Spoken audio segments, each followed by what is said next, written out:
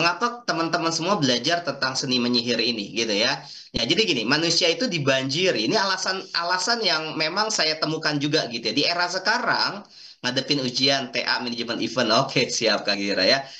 Manusia itu kan dibanjiri oleh berbagai mantra, data, guna-guna dalam tanda kutip ya, mengenai produk atau jasa yang berbagai merek, ya dari berbagai merek atau perusahaan di saat yang bersamaan.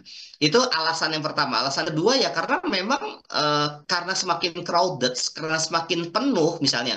Teman-teman misalnya jualan kosmetik atau jualan skincare atau jualan kuliner misalnya. Di mana mungkin yang lain sama jualan yang sama dengan teman-teman semua dan bahkan semakin penuh apalagi dunia online crowded gitu ya, bising gitu. Nah, karena bising dan crowded itu dan banyak mantra-mantra, data-data, persuasi-persuasi, guna-guna sehingga mungkin produk kita atau jasa kita atau diri kita itu nggak muncul ke permukaan gitu ya kurang lebih ke arah sana. Nah, kenapa kita belajar itu ya karena memang eh, karena begitu luar biasa nih hari ini di era sekarang dengan teknologi sangat padat sekali teman-teman semua ya. Nah, maka kita belajar penting belajar ini. Nah, artinya ketika crowded seperti itu harus ada solusi nih. Solusinya adalah ya mau nggak mau teman-teman belajar tentang seni menyihir dengan mantra yang membuat mereka tergoda agar perhatian tertuju pada produk kamu. Dan seni menyihir ini adalah sebuah skill teman-teman semua, sebuah kemampuan, sebuah hal yang bisa kita latih gitu ya. Nah, seringkali ketika kita mempromosikan diri, mempromosikan produk, mempromosikan jasa itu cuman hanya sekedarnya saja gitu. Tidak ada nilai di sana, tidak ada persuasi di sana, tidak ada mengubah perilaku di sana gitu ya. Maka teman-teman semua perlu belajar solusinya adalah seni menyihir ini teman-teman semua ya. Nah, jadi ternyata saya belajar seni menyihir itu adalah sebenarnya ini tentang komunikasi pemasaran teman-teman semua. Dan memang komunikasi pemasaran itu sangat kompleks, sangat sangat luas gitu ya. Dan saya pengen ngambil di satu sudut pandang dulu saja teman-teman semua. Nah, teman bisa lihat di slide ya. Ini iklan nih sebenarnya iklan apa iklan furniture ya kalau nggak salah ya. Ya, jadi dia membuat sebuah perlombaan untuk climbing ya gitu ya sehingga ya tanpa sadar ini diiklankan dan orang lain ngeh gitu ya.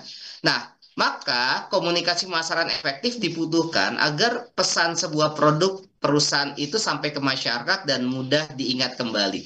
Jadi tugas kita sebagai seorang penyihir, penyihir kata-kata itu bagaimana perusahaan dan produk itu atau jasa kita atau diri kita itu diingat sama calon klien kita, prospek kita. Maka kita perlu belajar soal itu teman-teman semua ya. Nah, alhamdulillah kalau saya beberapa kali saya sharing misalnya saya training memberikan motivasi training itu berapa kali yang sering ngundang saya gitu ya dan saya tanya kenapa kok ngundang saya lagi ya karena motivator siapa lagi Kang yang saya kenal gitu kan. Artinya tugas teman-teman semua adalah top of mind tuh, top of mind di dalam teman-teman, di dalam target market sehingga kita dikenal, sehingga produk dan jasa kita itu diingat gitu. Itu adalah tujuan tentang komunikasi pemasaran atau tujuan dari materi ini yaitu seni menyihir teman-teman semua ya. Nah, teman-teman silakan nanti kita akan praktiknya juga dari produk dan jasa teman-teman semua. Nanti kita akan validasi ya eh, kita akan berikan feedback teman-teman semua ya asik kan jadi nanti teman-teman boleh misalnya produknya apa jasanya apa kita akan berikan feedback gitu ya. Nah, kita lanjut teman-teman semua, lantas apa yang harus dilakukan oleh Anda sebagai seorang penyihir? Nah, kalau saya bahasnya sebagai seorang penyihir aja dulu ya. Nah, yang pertama adalah teman-teman mau nggak mau harus membuat mantranya. Mantra itu adalah pesan yang tepat gitu ya untuk korban itu target audiens yang tepat gitu dengan menggunakan berbagai media sihir itu bisa media sosial atau media tradisional sebenarnya ya tapi kalau sekarang kan media sosial semakin luar biasa beda dengan zaman tahun 90-an atau 80-an gitu ya di mana media tradisional sangat mendominasi dan harganya jauh berkali-kali lipat dibandingkan media sosial. Nah, artinya teman-teman semua, teman-teman membuat mantra supaya korbannya terpengaruh dengan menggunakan media sihir gitu ya. Nah, Kang, kok nggak enak banget sih target market kita disebut korban? Karena gini teman-teman semua ya. Jadi saya tuh belajar tentang dunia hitam, black magic dari guru saya itu. Beliau memandang tentang dunia perdukunan, memandang tentang dunia sihir dan sebagainya itu sangat ilmiah karena beliau ada penelitian-penelitiannya. Ya, beliau bilang seperti ini, move ke peserta pelatihan juga ya, termasuk saya waktu itu sebenarnya korban guna-guna itu tertarget gitu. Nggak semua orang bisa diguna-guna katanya gitu. Nggak semua orang bisa apa ya namanya ya, bisa disihir gitu katanya. Ya, jadi ada kategorinya gitu. Ada kata dia nih secara ilmiah gitu ya. Saya nggak tahu, saya nggak pernah guna-gunain orang soalnya ya. Nah dari situ saya belajar bahwa ternyata memang korban dari sihir beneran ya black magic itu dunia hitam itu ternyata memang apa ya? Memang eh, harus tepat sasaran gitu, target audiensnya harus tepat gitu, nggak bisa sembarangan juga gitu ya. Nah itu kata guru saya semakin sadar, oh iya ya ternyata memang ketika kita konteks pada kita mengiklan atau mempersuasi orang, nanti teman-teman juga bisa mempersuasi orang dengan menggunakan teknik ini misalnya gitu ya, ya memang kita harus tahu target audiens itu. Jadi ada tiga kata kunci tuh yang mantranya gimana, korbannya tepat tepat atau tidak, media sihirnya pakai apa gitu. Ketika tiga-tiganya terpenuhi teman-teman semua, maka teman-teman jadi penyihir yang hebat ya. Teman-teman penyihir ini bukan black magic ya, penyihir yang di materi ini kita bahas tentang teman-teman sebagai seorang persuasif ya, sebagai seorang yang bisa mempersuasi, memberikan negosiasi, atau memberikan iklan dan promosi dan sebagainya. Itu buat saya itu penyihir gitu ya, dalam konteks materi ini. Clear ya teman-teman semua ya? Sampai sini ada yang pengen ditanyakan? Jadi ternyata teman-teman semua, tidak semua korban, tidak semua target audience itu ya bisa kita sihir gitu. Nanti kita akan bahas ya teman-teman semua ya. Oke. Nah, menarik ya. Nah, artinya ada alurnya nih, ada alur seni menyihirnya gitu. Kalau ternyata memang ada instrumen-instrumen yang apa menjadi titik tekan di situ gitu teman-teman. So, berarti ada alur yang teman-teman lakukan dan sekarang teman belajar soal itu gitu ya. Ya, ini sebenarnya saya jarang loh ngisi training, ngisi tentang training ini. Ini sebenarnya dapur saya gitu ya. Jadi saya tuh kalau misalnya kelas-kelas saya itu kan kelas-kelas private ya kebanyakan rata-rata gitu ya. Dan offline gitu, training offline gitu ya. Terus kalau misalnya offline saya biasanya melakukan sihir-sihir tertentu gitu. Dan sekarang saya dunia di peta diri juga gitu ya dan di webinar dan sebagainya. Ini dunia baru dan memang buat saya menarik nih kalau saya ngajarin ini juga gitu ya. Nah, sekarang kita akan bahas tentang alur seni menyihirnya adalah teman-teman seperti apa. Nah, ini yang perlu teman-teman lakukan, teman-teman semua ya. Ada tiga hal yang perlu teman-teman lakukan. Yang pertama adalah tentukan USP produk Anda. Ya, tentukan USP produk. Apa itu USP? Nanti saya bahas teman-teman semua ya. Yang kedua, pahami korban Anda, pahami target audiens Anda gitu. Jadi, kata kuncinya teman-teman nggak bisa jual produk ke semua orang. Itu kata kuncinya. Nggak bisa jual produk ke semua orang gitu. Teman-teman harus tahu korbannya, target audiensnya seperti apa. Yang ketiga, baru rancang mantra pesan teman-teman semua. Gitu ya. Artinya nomor satu itu teman-teman harus tahu produk knowledge-nya teman-teman semua.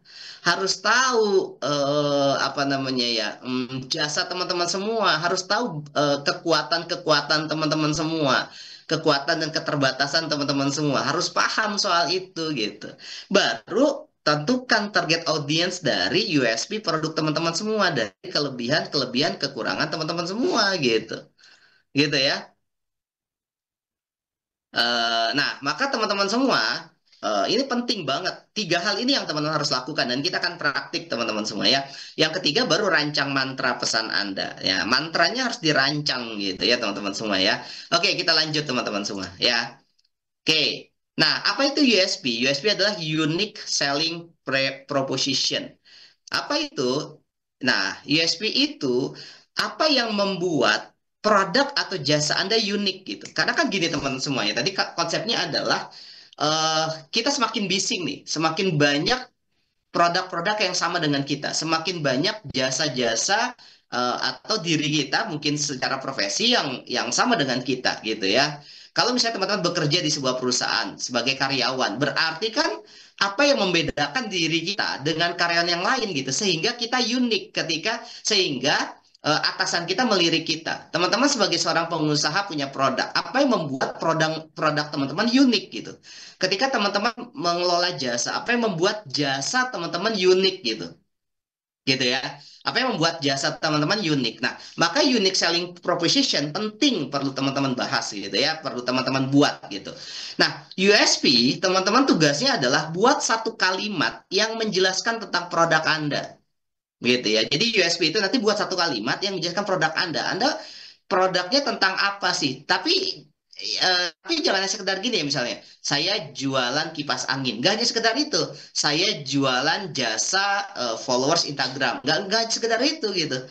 Nah, nanti kita akan bahas ya. Yang selanjutnya adalah keunikan produk. Apa yang hanya dimiliki oleh produk Anda atau apa yang membuat berbeda dari produk-produk yang lain.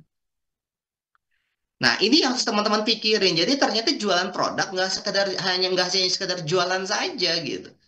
Teman bikin jasa nggak hanya sekedar tawarin jasa saja. Teman-teman harus buat USP-nya. Apa yang membuat ini unik, apa yang membuat ini berbeda gitu. Gitu ya.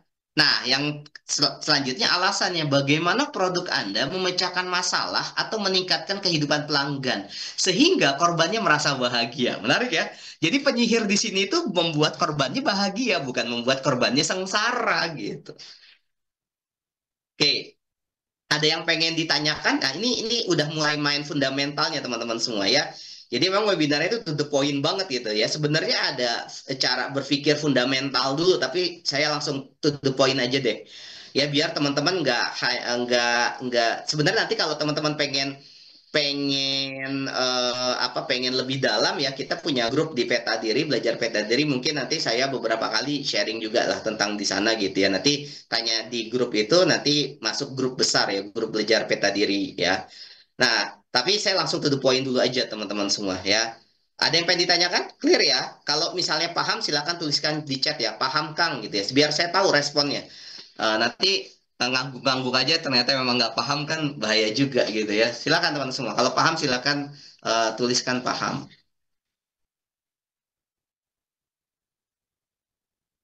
Kalau nggak paham, bagian mana yang nggak dipahami dan boleh ditanyakan langsung.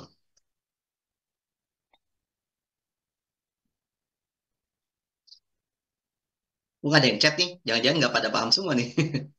Paham, siap. Terima kasih Kak Preti. Paham Kang. Oke, siap Kak Erika. Luar biasa. Oke, sip, mantap ya. Ada lagi? Yang lain pada paham kan?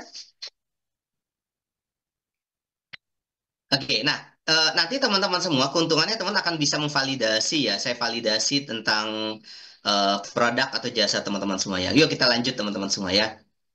Nah, ini contohnya ya. Contoh teman-teman punya produk skincare nih. Ya, punya produk skincare. Nah, skincare-nya mungkin dari produk lokal dan juga produknya bahan dasar dari bahan dasar alami. Nah, USP-nya adalah glowing glow alami tanpa ribet. Ini adalah sebuah USP teman-teman semua dalam satu kalimat nih ya. Glow alami atau glowing alami tanpa ribet gitu. Formula 100% natural dengan hasil terlihat dalam 7 hari atau uang kembali. Ini yang membedakan dengan produk lain gitu. Kang, tapi ada loh Kang yang mungkin ya sama dengan kita ya nggak apa-apa juga sih ya. Tapi kan gini teman-teman semua, gini kata kuncinya, semakin unik produk kita, semakin semakin apa ya, semakin juara gitu ya. Semakin unik jasa kita itu semakin orang akan melirik. Tapi pertanyaannya nanti ya di media apa yang kita promosikan kan gitu ya. Teman-teman unik tapi nggak dikasih tahu ke yang lain ya. Orang-orang nggak bakalan tahu keunikan kita gitu. Nah maka ini tapi kita mulai dari mengenal produk dan jasa kita. Nah teman-teman mikir nih, emang harus mikir nih ya. Terus alasannya fokus pada bahan alami ya. permintaan tinggi di pasar skincare karena mungkin bahan alami natural ingredients ini sangat tinggi di pasar skincare. Di mana mungkin skincare yang lain mungkin pakai produk-produk atau bahan dasar dari kimiawi misalnya seperti itu.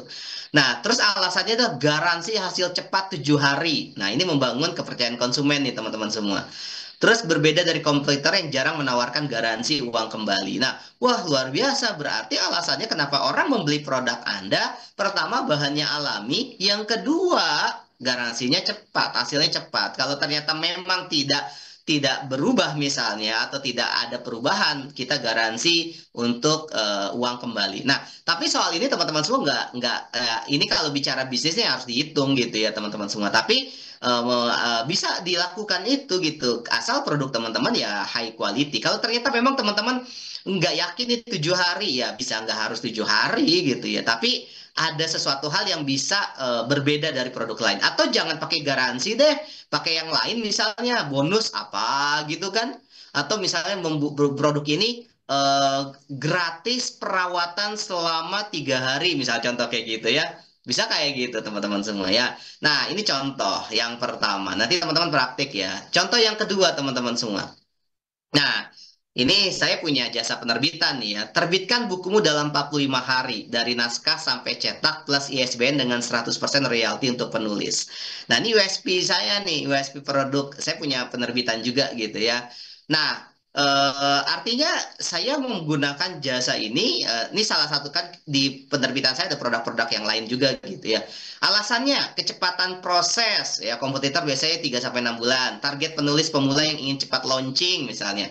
Semua keuntungan penjualan untuk penulisnya buku solo ya. Jadi ada buku solo, ada buku antologi. Kalau buku antologi memang lebih lama waktunya karena memang prosesnya bukan hanya satu penulis kan gitu. Tapi kalau buku solo kita bisa cepat gitu. Apalagi kalau yang nggak pakai ISBN, misalnya pakai IRJBN jauh lebih cepat gitu ya. Misalnya kayak gitu teman-teman semua ya. Kalau pakai ISBN bisa 45 hari gitu. Gitu teman-teman semua. Ini ada USP-nya, ada alasannya gitu. Ya USP apa yang dalam satu kalimat yang ya apa unique selling proposition-nya, terus apa yang membuat produk teman-teman berbeda, apa yang membuat jasa teman-teman berbeda. Clear ya? Oke. Selanjutnya, contoh misalnya teman-teman jualan kuliner kebab misalnya, kebab premium nih contoh ya. Kebab street food dengan daging wagyu, rasakan mewah dalam setiap gigitan, harga mulai 25.000. Atau kebab rendah karbohidrat, bungkusnya dari sayuran. Contoh misalnya ya, mungkin teman-teman nggak punya kebab yang memang dagingnya high quality, tapi teman-teman semua punya bungkusannya dari sayuran gitu. Nah, itu kan USP. Jadi USP itu menekankan mana yang uniknya gitu, yang membuat produk atau jasa Anda unik gitu. Karena apa sih efeknya kalau kita nggak ketemu uniknya teman-teman semua? Produk kita akan dibandingkan dan kita akan murah-murahan harga gitu. Kita akan murah-murahan harga gitu teman-teman semua. Wah banting-bantingan harga. Karena kalau bisnis sudah banting-bantingan harga udah nggak bakalan masuk akal gitu ya. Kalau misalnya jasa masih boleh lah ya. Karena kan biaya operasionalnya kecenderungan nggak ada gitu ya. Misalnya ngadain apa namanya ya kelas gitu ya. Ya itu kan biaya personal nggak ada. Tapi kalau produk teman-teman skincare atau misalnya jualan buku gitu ya, atau jualan kebab itu kan ada biaya personal ya gitu. Nah kalau teman nggak tahu keunikan teman-teman semua, sehingga memangkas biaya personal, terus keuntungan teman-teman akan dikit gitu, akan sedikit. Karena bisnis itu ya tidak boleh untuk kita apa ya banting-bantingan harga sebenarnya. Kenapa kok orang-orang di luar sana banyak banting-bantingan harga? Karena mereka tidak punya USP gitu teman-teman semua. Ya, nah ini alasannya kombinasi premium ingredient dan harga terjangkau, positioning unik ya, street food tapi mewah gitu ya. Jadi konsepnya kebab street food gitu. Waktu itu ada sih ya apa harga bintang 5 rasa bintang 5 harga kaki 5. Itu apa sih namanya saya lupa tuh. Nah, itu ada restoran tuh. Itu sempat saya suka banget tuh ya. USP-nya keren banget gitu ya. Harga rasa bintang 5 harga kaki 5. Wah, keren keren keren. Ya, nah bisa dikaitkan dengan daging halal segar dipotong tiap pagi. Ya, itu mungkin bisa jadi ya kalau misalnya target market teman-teman korban teman adalah muslim misalnya ya berarti memang harus disampaikan. ini dagingnya halal misalnya, contoh seperti itu, gitu ya. Oke, teman-teman semua. Eh, nah, oke, sebelumnya kita latihan dulu. Silakan teman-teman semua latihan. Nanti ada yang pengen share, Kang, saya produknya ini, gitu ya. Teman silakan tulis ya. Produknya ini, USB-nya kayak gini-gini, bener nggak gitu? Silakan teman-teman semua. Yang siap silakan. Nanti biar sih bisa saya validasi. Atau mau langsung ngobrol boleh gitu ya. Silakan teman-teman semua. Saya kasih waktu sekitar 3 menit untuk eh buat USB-nya teman-teman semua. Oke, saya coba lagi ya ini biar biar terlihat ya teman-teman semua ya. Oke, ini contoh. Silakan teman tulis. Clear ya, USB buat satu kalimat menjelaskan tentang produk Anda, keunikan produk. Kang, ini bisa tagline nggak? Bisa tagline. Bisa tagline, tapi juga tagline-nya harus USB gitu ya. Eh, terus keunikannya apa? Apa yang membuat produk Anda berbeda? Apa yang hanya dimiliki oleh produk Anda gitu kan? Alasannya, bagaimana produk Anda memecahkan masalah atau meningkatkan kehidupan pelanggan. Korbannya merasa bahagia. Nah, ini alasannya. Silakan teman-teman semua praktik dulu ya. Oke, ada yang pengen ditanyakan boleh teman-teman semua. Jualan apa nih? Ya, jadi nggak semua bisa, apa, nggak semua produk. Kita harus tahu produk kita, produk knowledge harus paham betul gitu. Memang nih fase kita mengenal sih, fase kita mengenal produk kita gitu. Oke, ada yang pengen sharing? Oke, kalau nggak ada, silakan nanti teman-teman semua ya bisa di grup juga ya. Oke, yang kedua adalah gini teman-teman semua. Ternyata produk jasa kita tuh nggak cocok untuk semua orang. Jadi gini, tidak ada satu produk pun, tidak ada satu jasa pun yang menyasar ke semua orang. Coba sebutin satu produk yang menyasar ke semua orang, teman-teman semua. Sebutin satu produk yang menyasar ke semua orang. Nggak ada. Apa misalnya? Coba sebutin satu produk yang bisa menyasar ke semua orang. Nggak ada. Semua pasti ada target marketnya. Semua pasti menyasar ke ke beberapa orang saja. Air mineral, Kang. Oke, air mineral yang kayak gimana nih? Kenapa air mineral tuh beda-beda? Itu punya target market masing-masing. Aqua. Terus ada apa yang di Prima Jasa tuh ya? Nah, itu target marketnya tuh buat orang-orang Prima Jasa gitu ya. Wah, ada Kak Erika nih misalnya. Keren nih, rahasia kulit glowing ala Eropa di klinik Anda. Wujudkan kulit sehat dan bercahaya dengan standar perawatan terbaik dari Dr. Spiller, skincare premium Jerman. Wah, keren. Kak Erika produknya berarti ini ya, klinik ya. USP, Ultimate Drink, minuman sehat alami tanpa ribet, khasiat langsung terasa. Oke, siap Kak Erika. Mantap, keren. Siap. Kapreti berarti jualan apa nih? Minuman ya? Berarti jualan minuman ya?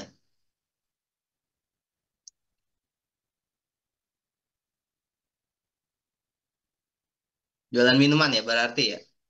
Minuman herbal Kang. Oke, siap, keren.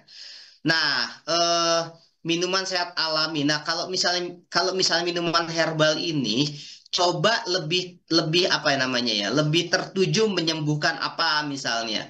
Contoh misalnya Ultimate Drink eh misalnya contoh ya, stroke lebih apa ya gitu. Misalnya sasarnya tentang stroke. Sasarannya buat orang-orang yang kena diabetes misalnya gitu. Kalau ternyata memang produknya menyembuhkan satu dua jenis penyakit misalnya kayak gitu. Atau hanya stamina saja, ya bisa minuman herbal stamina gitu. Oke, Kang, aku minta pendapat kalimat. Oke, saya akan ini ya. Rahasia kulit glowing ala Eropa di klinik Anda. Nah, saran saya nggak jangan pakai Anda ya. Rahasia kulit glowing ala Eropa gitu aja gitu ya. Eh apa nanti di apa di hal yang lain bisa disebutkan ya tentang klinik misalnya kan otomatis orang kalau misalnya ini dibuat kayak videonya atau ada gambarnya kan pasti orang udah pasti klinik ya. Wujudkan kulit sehat dan percaya dengan standar perawatan dari Dokter Spiller. Nah, gini, saya nggak tahu ya kalau di dunia skincare atau dunia klinik ini, Dokter Spiller itu terkenal apa enggak? Kalau terkenal, oke, bagus gitu ya. Enggak semua orang terkenal. Kalau buat orang-orang yang terbiasa apa ya, yang terbiasa perawatan dan dia tahu bagus gitu. Nah, tergantung nih. Nanti kita bicara korbannya, target marketnya ke siapa nih? Ya, target marketnya ke siapa? Kalau ternyata target marketnya ke orang-orang yang terbiasa klinik gitu ya, dan apa, ada sentuhan yang berbeda dan sehingga berpindah konsumennya, boleh. Tapi kalau ternyata menggait juga orang-orang awam yang mungkin baru pertama kali pengen ke klinik, saran saya dokternya misalnya aja langsung perawatan terbaik dari seorang dokter skincare premium dari Jerman kayak gitu, langsung aja gitu. Kalau ternyata tergantung target marketnya nih Kak Erika, ya tergantung target marketnya. Oke, kesehatan nah langsung aja kalau kesehatan pencernaan langsung aja Kak Preti. Misalnya Ultimate Drink, minuman sehat eh meredakan mah, GERD, sembelit. Nah, gitu aja udah langsung to the point. Khasiat langsung terasa gitu. Gitu ya. Kalau minuman sehat alami, semua banyak minuman sehat alami gitu. Nah, saya pertanyaan ultimate drink itu maksudnya apa ya? Ini yang perlu di ini nih. Ultimate drink itu apa gitu? Perlu disampaikan karena nggak semua orang tahu nih ultimate drink itu apa gitu. Nah, lagi-lagi tergantung target marketnya nih gitu. Saya itu pecinta herbal nih. Saya pecinta herbal. Saya nggak ngerti nih ultimate drink itu apa. Mendingan langsung aja minuman apa ya? Minuman herbal mah, GERD, sembelit terasa gitu. Khasiat langsung terasa gitu gitu aja langsung to the point USP-nya. Terus alasannya apa alasannya? Alasannya kenapa sih saya harus minum herbal ini? Kalau misalnya Kak Erika, alasannya kenapa sih istri saya harus ke kliniknya Kak Erika misalnya gitu kan? Nah, itu kasih alasannya tuh. Nah, itu kasih alasannya. Nah, alasannya bisa tuh tambahin klinik ini bersih gitu ya, atau klinik ini terstandarisasi. Kalau di helm kan ada SNI gitu ya. Kalau di klinik apa coba di bisa kalau ternyata ada standarisasinya ya gitu. Ayo teman-teman semua, ayo biar praktik nih. Di sini biar praktik. Oh, namanya brandnya Ultimate Drink. Oh, gitu. Oke, siap, siap, siap. Tapi kita ada beberapa varian untuk varian strong untuk vitalitas pria. Nah, gini teman-teman semua, setiap produk dengan varian yang banyak, sebaiknya USP-nya beda-beda tuh. Jangan disamain gitu.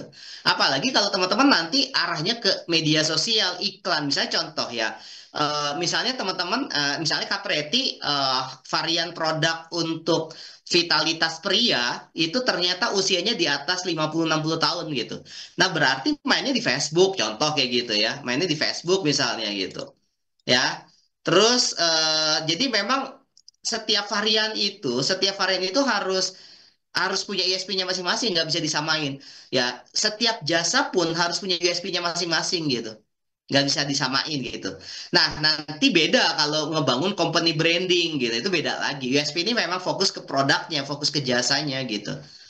Gitu ya, Kak Preti ya. Nanti kalau misalnya ternyata buat zilenial, mungkin ada kemarin tuh saya dapat iklan dari TikTok itu ada obat yang membuat saya bisa insomnia. Misalnya ada orang yang insomnia itu bisa sembuh gitu. Ternyata target marketnya ke milenial atau zilenial, yaitu bisa ke TikTok misalnya kan gitu ya. Nah, jadi setiap varian itu punya USP-nya masing-masing gitu. Karena gini, korbannya bisa jadi berbeda-beda. Ketika korbannya berbeda-beda, berarti kan mantranya juga berbeda gitu. Mantra buat emak-emak, mantra buat anak muda beda, mantra buat pria beda gitu. Gitu ya. Oke, ada lagi teman-teman semua? Ayo nih. Wah, ini langsung langsung saya kasih validasi nih. Oke, kalau tidak ada lanjut ya. Nanti teman-teman boleh tanya di chat ya. Oke, nah selanjutnya adalah ternyata produk atau jasa kita nggak cocok untuk semua orang. Iya benar, karena nggak ada satu produk pun yang bisa cocok semua orang gitu ya, gitu ya. Oke, air putih misalnya, air mineral gitu nggak semua orang yang kalau misalnya dia apa punya penyakit yang misalnya oh beser gitu kencing banget dia harus pakai bukan air mineral bisa jadi kan dia bukan nggak cocok di situ misalnya contoh kayak gitu ya teman-teman semua ya. Oke, lanjut. Nah, ternyata produk atau jasa kita hanya memuaskan orang-orang tertentu saja, teman-teman semua. Jadi, produk atau jasa kita hanya memuaskan orang-orang tertentu saja. Oh, ya, saya ingat air mineral tuh saya kemarin ada teman saya dia jualan air mineral apa ya? Aduh, saya lupa lagi namanya. Terus saya tanya gitu ya, saya tanya gini, apa yang membedakan air mineral kamu dengan air mineral yang sudah ada gitu ya? Dia tuh jawabannya target market dia ke warung-warung gitu ya. Jadi nggak ke mana ya, nggak ke minimarket. Jadi sekarang udah ke minimarket juga. Di awal-awal dia ke warung-warung tuh gitu. Karena dia pengen nyasar ke ibu-ibu ya kalau nggak salah ya. Saya lupa tuh waktu itu. Saya lupa nama brandnya apa tuh. Jadi target market. Jadi memang produk gini, kalau kalau dia nyasar ke semua orang, bisa dipastikan produknya tidak terkenal. Gitu teman semua. Karena era sekarang itu ya semakin segmen itu semakin bagus. Semakin tersegmen produk kita itu semakin bagus. Justru semakin umum itu semakin nggak bagus teman-teman semua. Semakin umum semakin nggak bagus gitu. Gitu ya. Nah ini yang membuat akhirnya kita harus tahu USP kita. Oke kita lanjut teman-teman semua. Nah ini karena tadi konsepnya adalah setiap produk tidak bisa untuk semua orang, maka nah ini kita akan lihat analoginya. Siapa yang akan nongkrong di sini? Nah, Starbucks sama warung kopi. Kan beda-beda segmennya kan. Segmen yang di Starbucks sama segmen yang di warung kopi beda gitu. Atau siapa yang menjadi pembeli di sini? KFC sama ayam goreng ini. Kan berbeda-beda gitu ya. Karena segmennya beda gitu. Siapa yang membeli mobil ini? Mercy atau mobilnya seperti ini? Kan beda-beda segmennya gitu. Ya adik saya tuh suka mobil-mobil yang jadul-jadul ya. Jadi kalau ada mobil jadul tuh dia ngomong, wah ini keren nih, ah ini gitu ya. Saya emang nggak suka sih maksudnya. Ya udah ya yain aja gitu ya. Nah dia bakalan tertarik ketika ada iklan mobil-mobil jadul gitu. Gitu ya teman-teman semua ya. Nah mobil jadul juga spesifik tuh nanti tuh gitu. Gitu ya. Oke, clear ya teman-teman semua ya. Nah, maka segmentasi korban kita, korban teman-teman semua harus clear tuh segmentasinya. Nah, ini teman-teman semua. Kalau mau lengkap nih teman-teman semua, kalau konsultan marketing tuh, wah ini sampai segmentasi itu dibedah gitu ya. Negara, area, kota gitu. Ada yang segmentasinya kota-kota besar, ada yang segmentasinya kota-kota kecil atau kota-kota satelit gitu ya. Terus demografis, usianya, ya usianya. Terus laki-laki, perempuan atau dua-duanya. Family life cycle-nya single, married gitu ya. Sudah nikah satu anak atau sudah nikah tapi nggak punya anak gitu ya. Pengeluarannya berapa nih? 2 juta per bulan, 2 sampai 5 juta per bulan, 5 juta per bulan misalnya, lebih dari 5 juta. Occupationnya, pekerjaannya, profesinya, apakah profesional, businessman, unemployee, atau pengangguran, atau tidak bekerja gitu. Gitu ya. Psikografisnya nih teman-teman semua, sosial kelasnya gitu ya, A plus, itu udah atas banget, A, B plus, B, C plus, C, D plus gitu. Ya, kalau teman-teman punya produk yang ke sosialita yang mungkin A plus atau A, ya teman-teman pakai mantra-mantra yang ke sosialita gitu. Kalau ternyata produk teman-teman nyasarnya ke D plus gitu, yang menengah ke bawah, ya pakai mantra-mantra ya menengah ke bawah gitu. Gitu ya teman-teman semua ya. Terus personalitinya tuh aktif, impulsif, easy to socialize gitu ya. Nah, apakah dia aktif? Terus dia impulsif, senang beli-beli gitu ya, atau memang dia senang bersosialisasi gitu ya.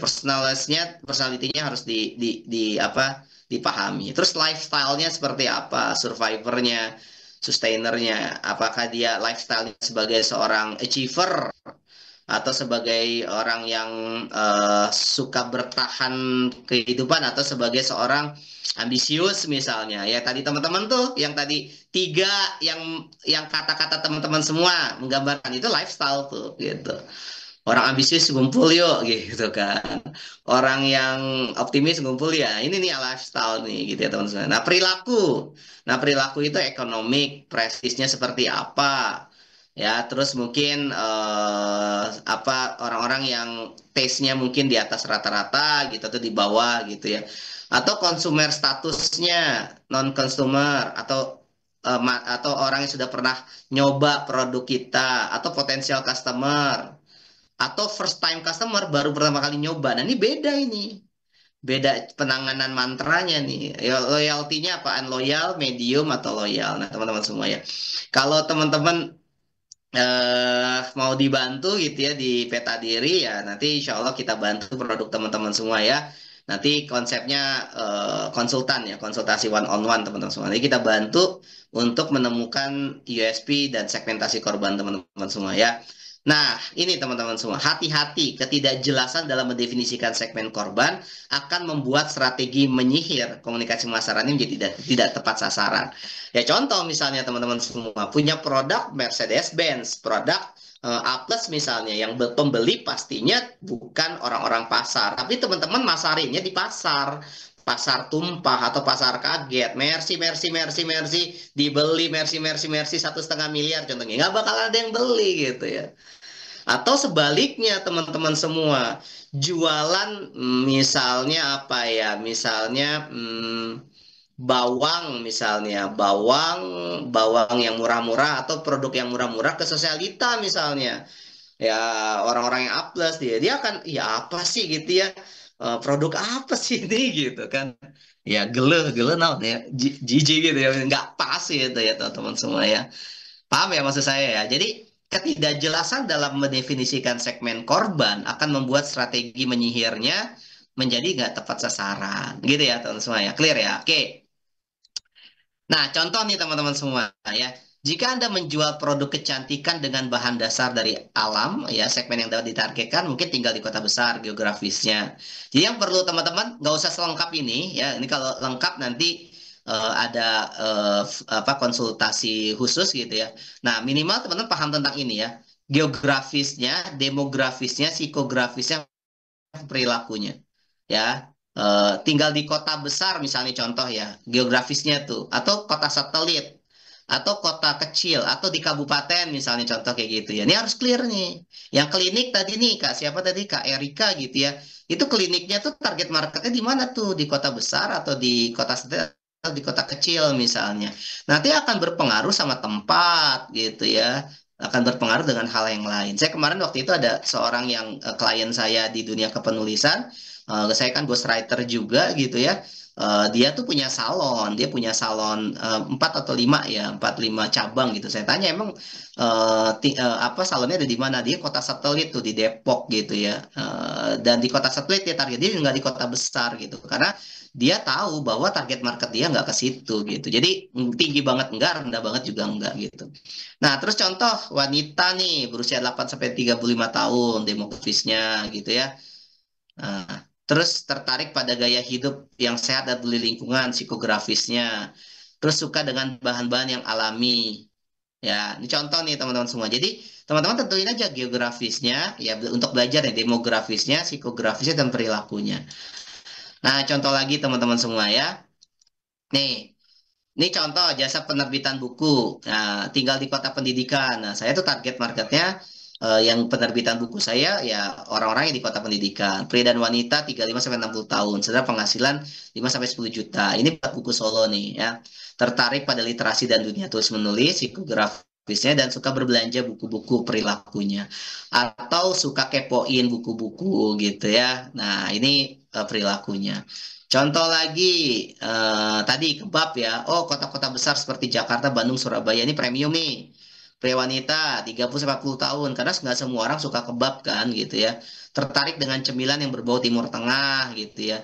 Yang menarik tuh sekarang Almas tuh ya teman-teman tahu ya. Almas Fried Chicken kan. Dia menggeser KFC, McDonald. Itu keren tuh ya.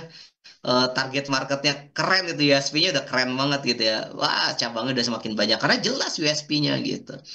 Nah, suka cemilan yang enak dan sehat laku ya. Oke, nah gitu teman-teman semua ya. Nah, teman-teman silakan sambil nanya boleh. Teman-teman buat nih dari produk teman-teman semua, geografisnya apa, demografisnya gimana, psikografisnya gimana, perilakunya gimana. Silakan teman-teman semua. Ada yang pengen ditanyakan silakan. Nanti saya kasih validasi ya. Boleh.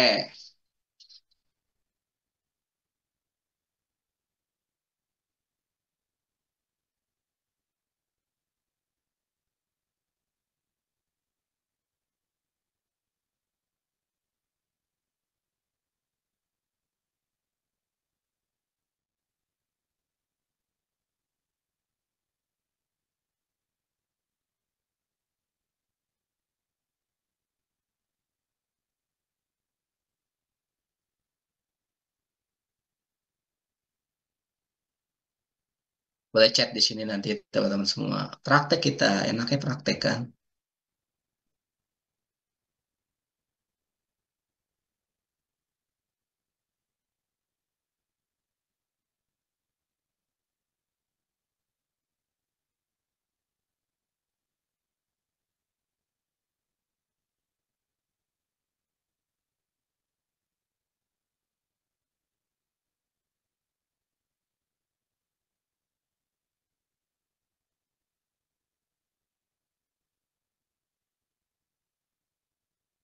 Bagaimana agar tidak vakum ketika usaha kita rugi? Hah? Bagaimana agar kita tidak vakum ketika usaha kita rugi? Ya jalan aja terus, Riz. Ya jalan terus lakukan ya tadi di USP-nya, usahanya apa, tentukan USP-nya gitu. Seringkali tuh kita buat usaha tapi nggak tahu produk kita, nggak tahu USP kita, sehingga ya jual sekenanya gitu ya. Yang penting ada yang beli ya nggak apa-apa sih kalau kebutuhannya mendesak gitu ya. Tapi kalau pengen bertumbuh scale up ya perlu tahu USP-nya gitu.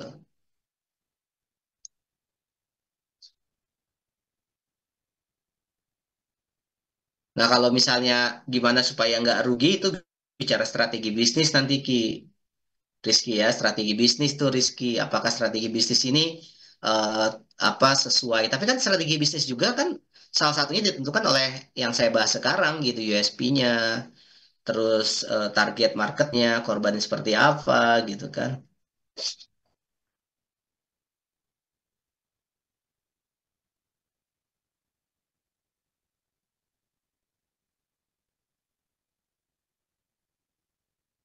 Ada tuh di sini ada nggak ya Koko ya, founder saya. Dia bukunya tuh lumayan bagus tuh, laris tuh. Ya saya USP-nya bagus pas gitu USP-nya.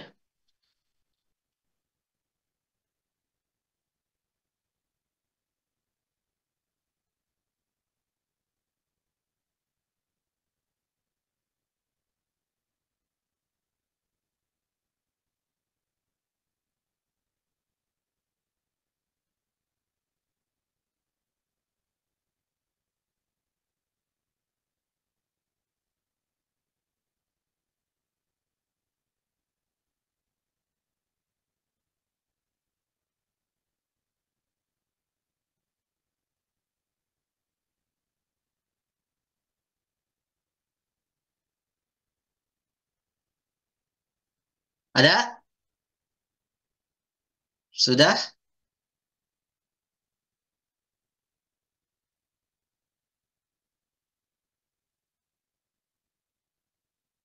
Oke Kak Erika. Geografisnya, kota besar dan area urban yang memiliki daya beli tinggi. Oke, berarti kota besar ya, kayak Rika ya. Terus demografisnya 25 sampai 55 tahun. Wanita utama, pria sekunder yang peduli dengan kesehatan kulit. Oke.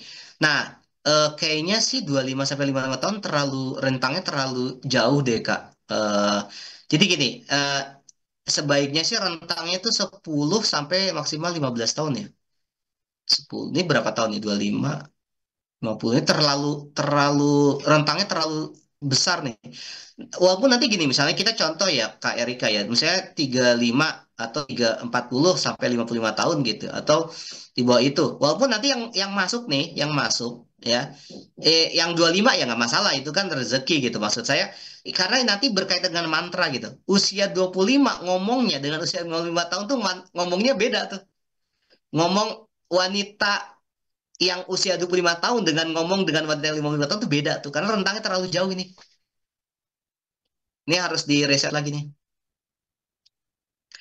Kang, kalau saya kan penyedia jasa penjahit khususnya permak pakaian. Nah, gini Kak Kaningsih nih. Jadi gini, eh produknya apa? Jasa jahit kan. Nah, Kaningsi itu jual produk jasanya kemana nih? Kemana gitu? Misalnya itu harus tahu kemana. Berarti tentuin USP-nya. Atau misalnya tentuin juga dulu misalnya korbannya, target marketnya. Oh, sekitar rumah misalnya. Pakai online nggak? Kalau nggak pakai online berarti sekitar rumah. Nah, sekitar rumah itu apa demografisnya seperti apa, terus perilakunya seperti apa, usianya berapa. Misalnya yang gunain jasa menjahitnya Kak Ningsih itu usia berapa? Banyakan laki-laki atau perempuan? Gitu loh. Terus nanti tentukan USP-nya. USP-nya bisa gini, apa yang membedakan jasa jahit Kak Ningsih dengan yang lain sehingga orang lebih tertarik dengan eh, apa jasa jahitnya Kang Ningsih gitu.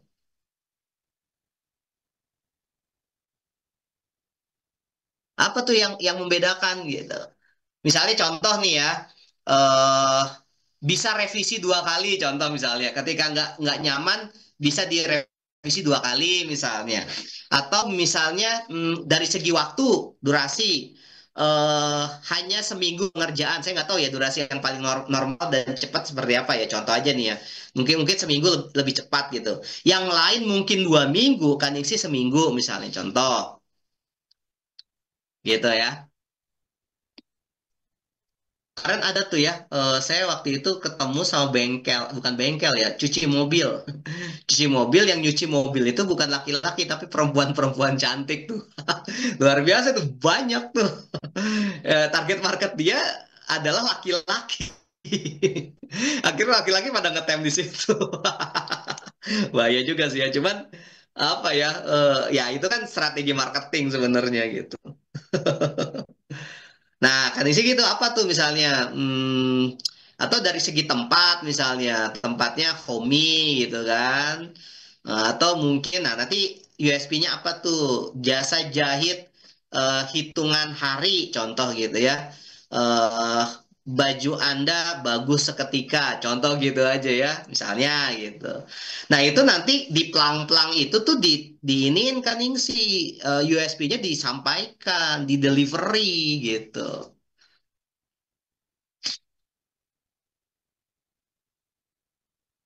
Gitu ya, Kak Erika gitu ya, clear ya. Ini rentangnya terlalu jauh ya. Jadi jangan terlalu jauh karena bukan bukan tapi nanti kalau ada yang usia 25 masuk, kalau saya targetnya 40, ya itu rezeki. Tapi kan kita cara ngomongnya gimana? Karena mantra itu kan tergantung ngomongnya gitu. Siap, terima kasih Kak Indri. Oke, clear ya. Sekarang kita lanjut lagi. Nah, udah, untuk merancang mantra atau pesan hal ini perlu diperhatikan nih teman-teman semua. Gunakan USP Anda, pertimbangkan target korban Anda, perkuat dengan mana. Kita akan belajar nanti nomor 3 ya. AIDA, Attention, Interest, Desire, dan Action.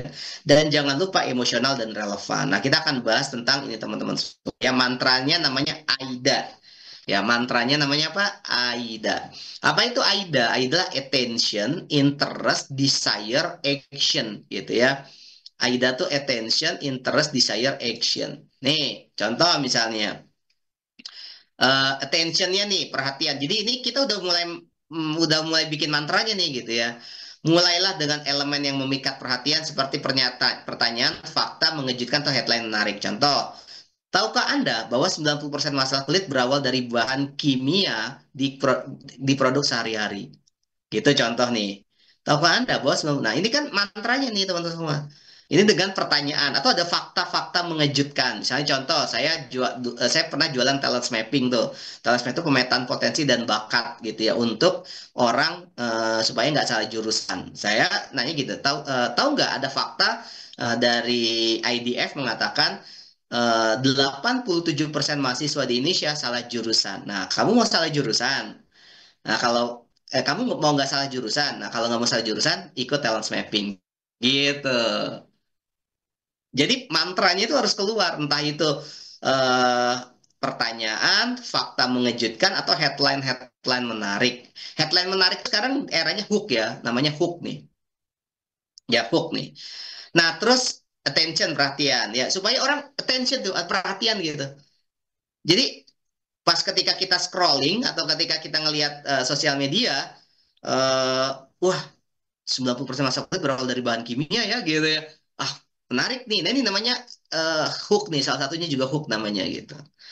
Nah, terus setelah itu interest, minat. Jelaskan manfaat atau solusi yang Anda tawarkan produknya. Contoh, produk kami terbuat dari bahan alami yang melindungi kulit Anda sepanjang hari gitu.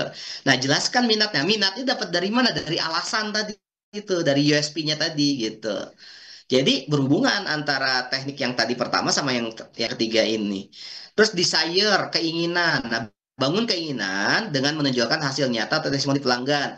Misalnya contoh, rasakan kulit lebih sehat hanya dalam 7 hari. Mungkin ada testimoni di sana. Atau misalnya ada hal ada hasil-hasil yang nyata gitu ya.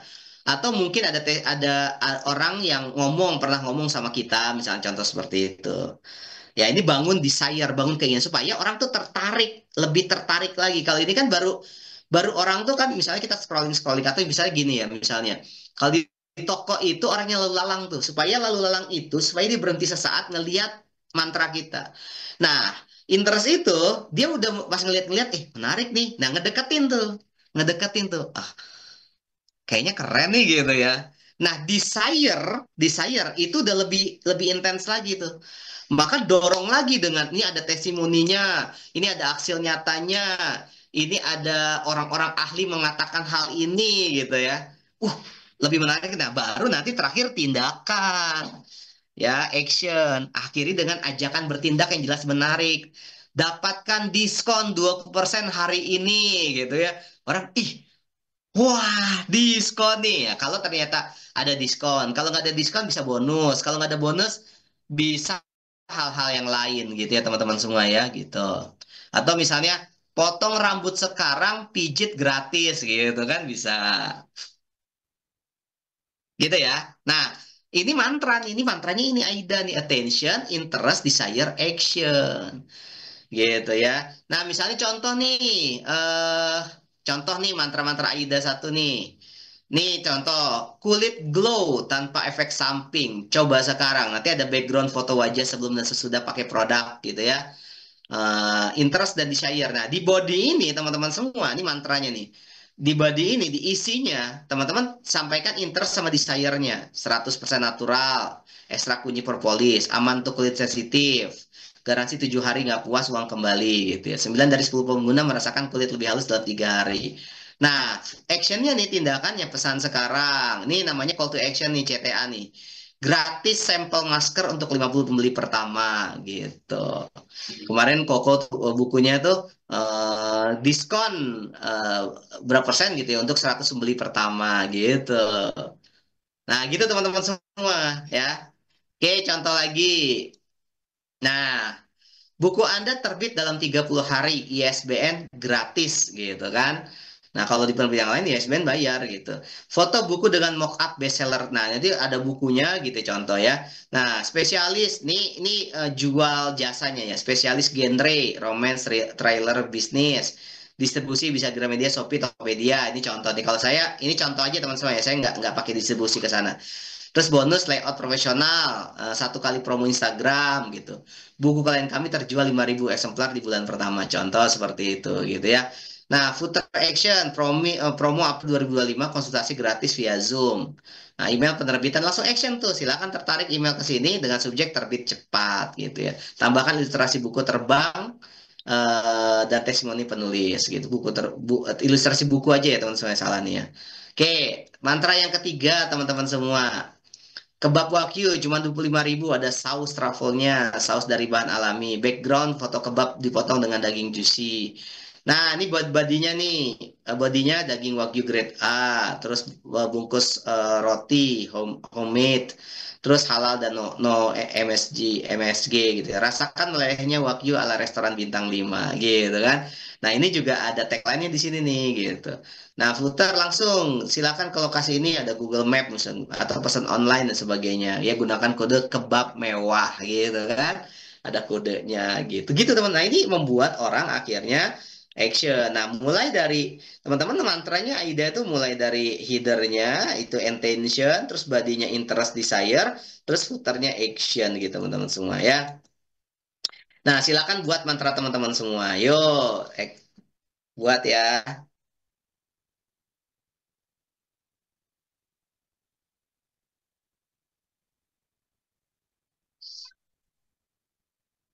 Nah, teman-teman untuk buat mantra ini saya kasih tantangan nih, kasih challenge-nya ya. Challenge-nya adalah bagi teman-teman yang dapat nih door prize, ada buku dari saya dan buku dari Kang Hendy, ada dua pemenang teman-teman semua ya.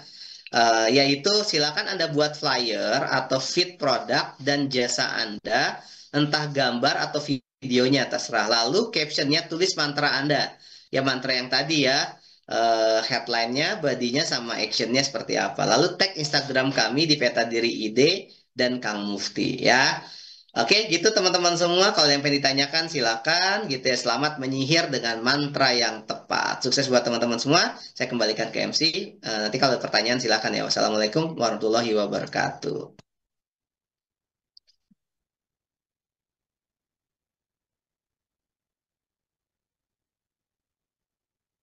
Oke, Silakan, Teh Indri. wih teman-teman, tadi materinya full insight dan daging semua ya. Dan tadi juga kita langsung praktek gitu ya, dari mulai USP tadi penentuan demografis untuk calon pembeli kita dan barusan mantra Aida juga meskipun ya karena keterbatasan waktu jadi teman-teman belum bisa dibahas lebih lanjut gitu ya.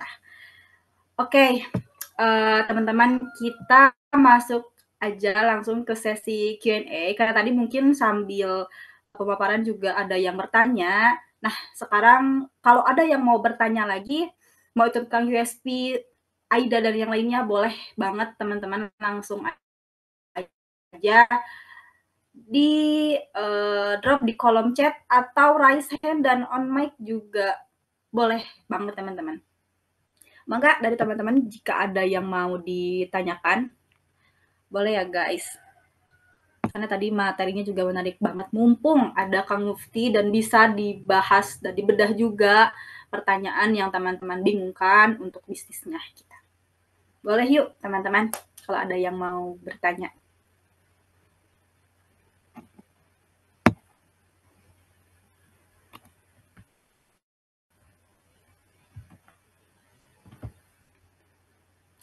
Apakah teman-teman mungkin sedang mengetikah atau wah ternyata sudah tidak ada lagi yang perlu ditanyakan atau gimana nih?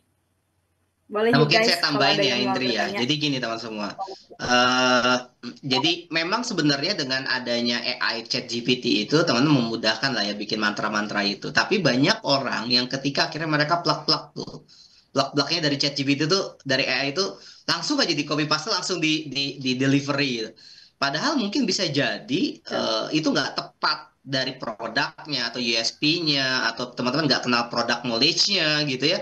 Nah, maka teman-teman semua perlu ketika teman-teman dibikin promnya, terus teman-teman harus evaluasi lagi. Benar-benar harus tahu produk knowledge-nya, benar-benar harus tahu jasa teman-teman semua, USP teman-teman semua, apakah mewakili atau tidak gitu. Gitu ya teman semua. Nah, maka penting sekali itu untuk riset ya. Mungkin ada riset di sana, mungkin ada apa namanya ya pemahaman lebih dalam tentang produk atau jasanya gitu. Atau bisa jadi langsung ketemu, bisa jadi butuh berbulan-bulan gitu ya. Oke, gitu sih sebenarnya tambahan dari saya ya. Oke, yuk teman-teman. Kalau ada yang mau ditanyain boleh banget. Sambil nunggu kali ya, aku juga sebenarnya mau tanya gitu ya ke Kang Mufti. Karena Ya. aku gitu ya sebagai Gen Z tadi Kang Mufti udah mention juga sekarang tuh semuanya serba AI gitu ya, apa-apa AI. Bahkan kalau sekarang tuh bahkan bikin konten aja bisa pakai AI gitu. Nah, menurut Kang Mufti sendiri itu jadi ancaman nggak sih atau malah keuntungan buat bisnis mau itu di era sekarang ataupun nanti ke depannya gitu. Ada dengan adanya AI ini. Oke. Siap tuh kucing siapa itu? Kucingnya Indri ya. Oke, nah Iya. ini menarik tentang AI ya. Jadi gini, konsepnya AI itu nggak bisa menggantikan manusia. Konsepnya gitu. AI itu nggak selamanya nggak bakal ganti manusia. Tapi ada tapinya nih. Yang bisa gantiin kita adalah orang yang ahli pakai AI. Apa maksud saya? Yang bisa gantiin kita adalah orang yang ahli pakai AI. Itu yang bisa gantiin kita. Jadi memang AI itu kan tools, alat. Dia nggak bakal bisa gantiin kita. Tapi kita bisa digantikan oleh orang yang ahli pakai AI, teman-teman semua. Hmm. Nah, maka teman-teman semua, proses pembelajarannya adalah teman-teman harus ngerti dengan ilmu yang bidang teman-teman kuasai. Nah, minta asistennya dari AI. Teman-teman akan mengolah tuh cara berpikirnya gitu. Saya pernah waktu itu ya, saya pernah ikut webinar, bahas beliau psikolog gitu ya, masih muda sih, baru lulus dari kuliah gitu ya. Dia psikolog gitu, terus ngebahas tentang kesehatan mental. Terus jawabannya saya yakin itu AI semua. Saya yakin 100.000% gitu. Karena saya juga pernah riset dari AI juga kan nanya gitu ya, gimana gimana seperti apa. Kok jawabannya mirip gitu ya. Nah, jangan gitu-gitu banget lah gitu ya. Teman-teman ada proses mengolahnya, ada proses memahaminya. Biar apa? Biar level of thinkingnya ya, taraf berpikirnya naik gitu. Taraf berpikir kita Betul, betul. naik gitu. Jadi ya memang semua bisa digantikan, tapi apa, dan digantikan itu kan sebenarnya orang yang ahlinya, yang dia pakai AI, misalnya dia konten kreator yang sudah lama, oh pakai AI lebih cepat gitu ya. Saya misalnya edit buku nih, saya edit buku juga beberapa kali pakai AI gitu kan.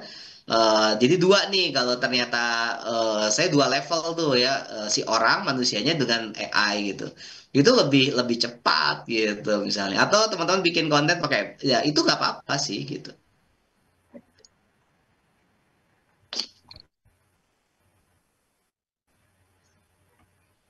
Oke.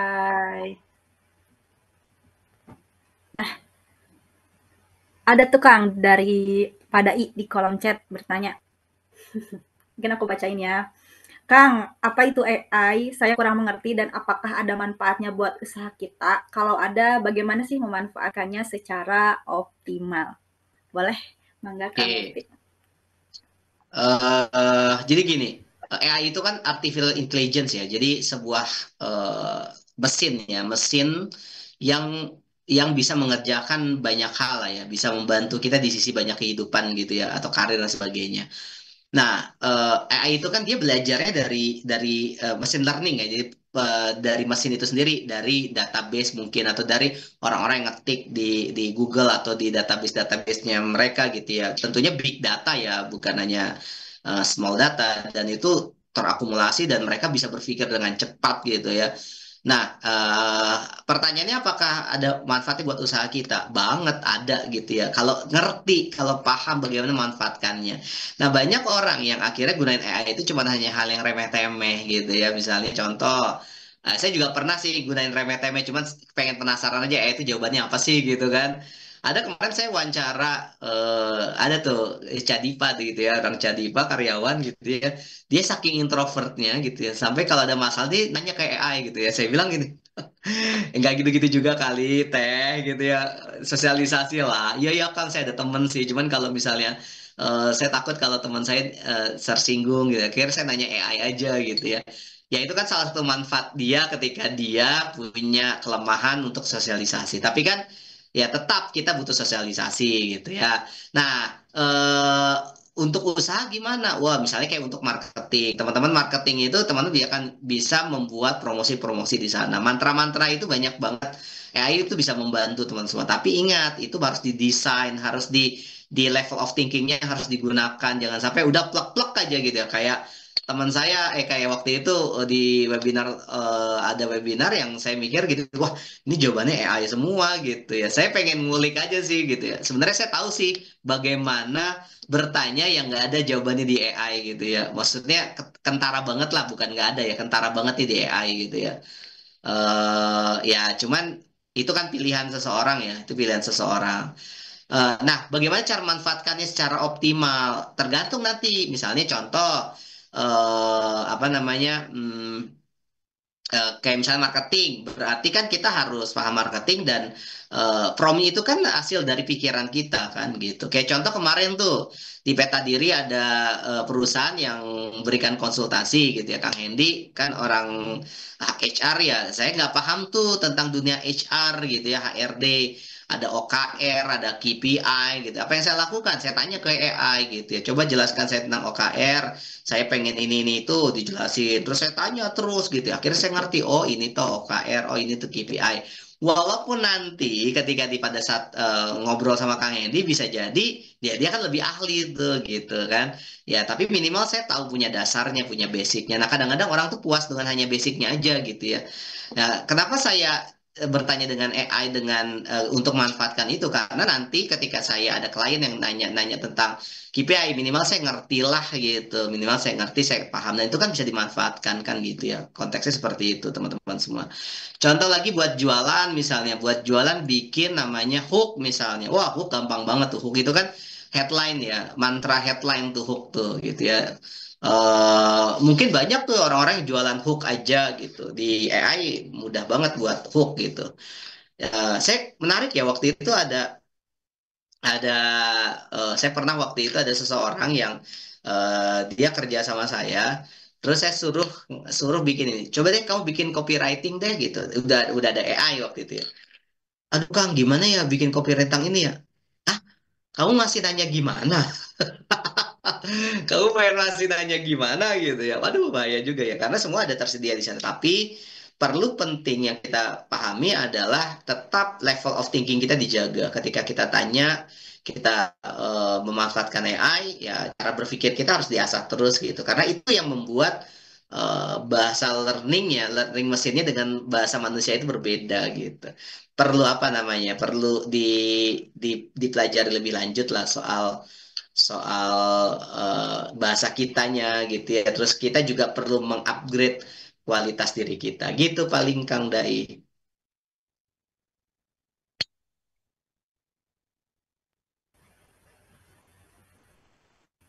Gimana Pak Dai, apakah terjawab? Untuk teman-teman yang mau bertanya, kita masih ada beberapa menit ya guys. Boleh banget uh, drop di kolom chat ya.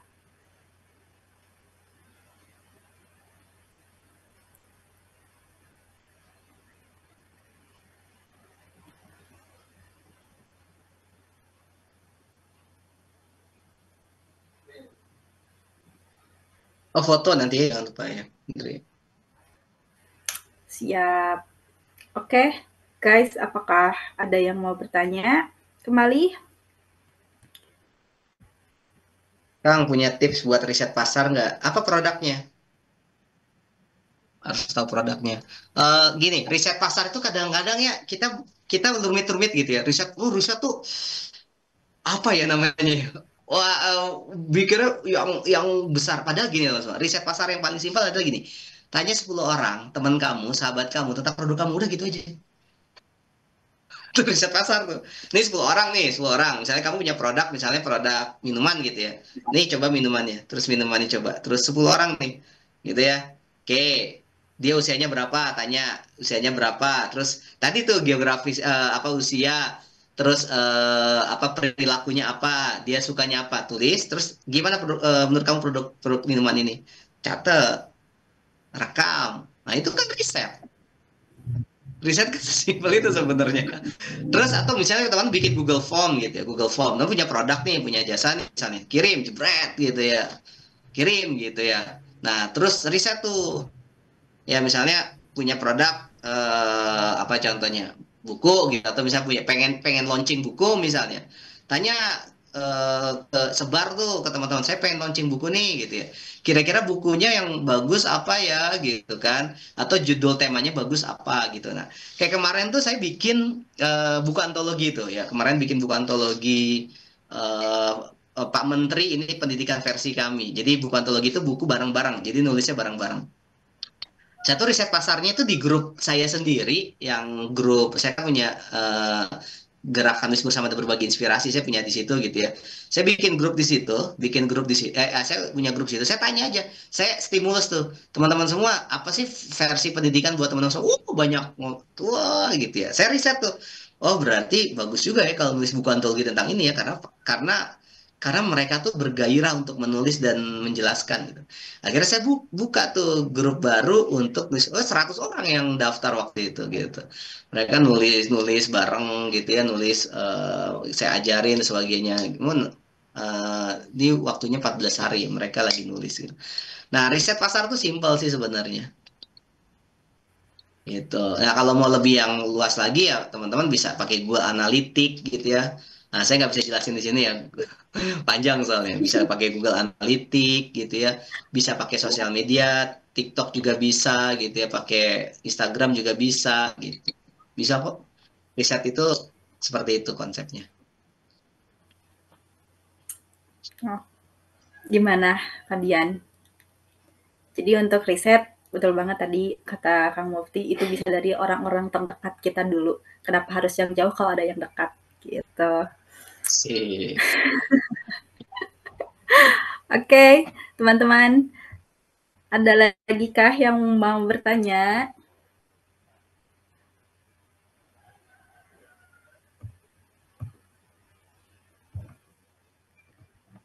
Ada tuh, kan sih. Halo, Assalamualaikum, Kang. Waalaikumsalam warahmatullahi. Silakan Kak. Eh, ini mau nanya tentang yang ini kan, Kang, apa namanya, menjual. Kalau tadi kan tentang yang menjahit udah paham gitu kan. Ini tentang yang memasarkan buku yang di ini yang kita tulis gitu kan, Kang. Di situ kan saya masih bingung kan karena gini cara kita membuat kata-kata supaya seperti apa gitu dari buku antologi yang udah terbit gitu kan, Kang. Hmm. Ya, tadi mulai dari USP dulu aja gitu. Mulai dari USP gitu ya. Terus unique selling point-nya apa gitu kan. Terus apa sih apa yang membedakan buku ini dari buku yang lain gitu. Sebenarnya kalau buku antologi ya Kak Ningsi ya eh, kurang menggigit sih dibandingkan buku-buku solo. Kalau buku solo itu akan jadi apa ya? Akan jadi bebas kita membuat USP-nya gitu. Karena buku antologi itu kan sebenarnya targetnya adalah orang-orang yang pengen belajar untuk nulis, nulis dan nerbitin buku ya gitu ya. Jadi yang ngebeli atau yang ngejual itu ya di sekitar si penulisnya aja gitu. Tapi kalau buku solo, belajar dari Koko deh, buku solo deh, Koko belajar deh, keren banget dia gitu ya. Dia bikin SP-nya, terus apa yang membedakan buku ini dengan yang lain gitu. Dia promosinya benar-benar tertarget, dia ke zilenial kan, dia live terus di TikTok gitu kan. Terus di belakangnya itu ada bukunya dia kan, dibikin bukunya dia gitu. Gitu.